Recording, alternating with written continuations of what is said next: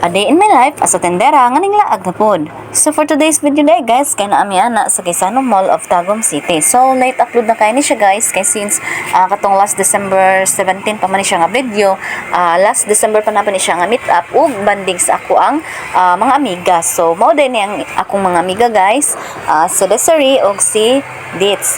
So, mao ni ang kasi sa among pagbanding no sa amo ang friendship kay sa una sa tindahan lang mi magkaon-kaon, magluto-luto mi and then magdula-dula mi og uno. And then karon nag-mall mi kay since birthday sa ko ang amiga and then siya po ang nag-treat sa mo og pagkaon karon no. So, mali. So, siya ang nagbayad sa among pagkaon karon, gitreat mi niya kay since ihang birthday. So, salamat kaayo sa patreat sa sa amo kay since ihang birthday and then nagbaon po na siya og cake gidala sa balunan and then mao po na ang amo ang gitabangan og kaon. So, lami kayo ang apong kaon and then lami kayo ang among chika-chika kay mao ra man gid ang amo ang ang klase sa amo ang banding no. So, kung dili mi tapok sa tindahan magkaon-kaon so sa gawas mi o kung dili pod didto mi manglaag mi magsabot mi kung asa mi manglaag kay katong last time nga banding namo dito ami sa LYR Agro Inland Resort nang laag so naniudto mi daan diri sa tindahan and then nanglaag mi sa LYR. Unya ang karon nagmall mi kay since mamalit pud og mga regalo ning ako ang amiga sa ihang pamilya kay since murag kanang karon ang first niya nga mamalit siya og regalo sa iyang pamilya kay since na siya trabaho no kay sa una na siya trabaho pero online class pa to pero karon nakasulod na pud siya diri sa Gmall. So diri ara pud siya sa Gmall nag-work. So mga buotan kayo ni ako ang mga amiga guys no. Mao nang thankful kaayo ko og happy ko nga naabot sila sa ako ang kinabuhi.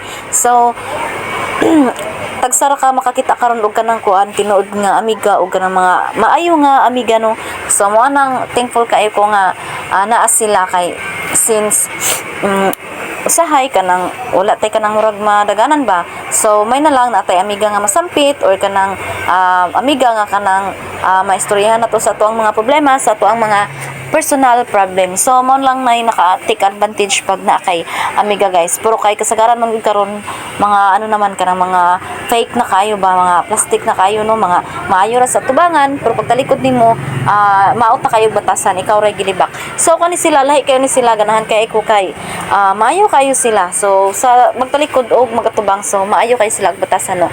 So especially ni Litz og ni Desiree. So maayo kayo na silang duha. So next ani magsabot-sabot na pud mi kay ambot tula ko kabalo kung kano saan na pud mi magbanding pasin sa April siguro kay birthday nako sa April 21.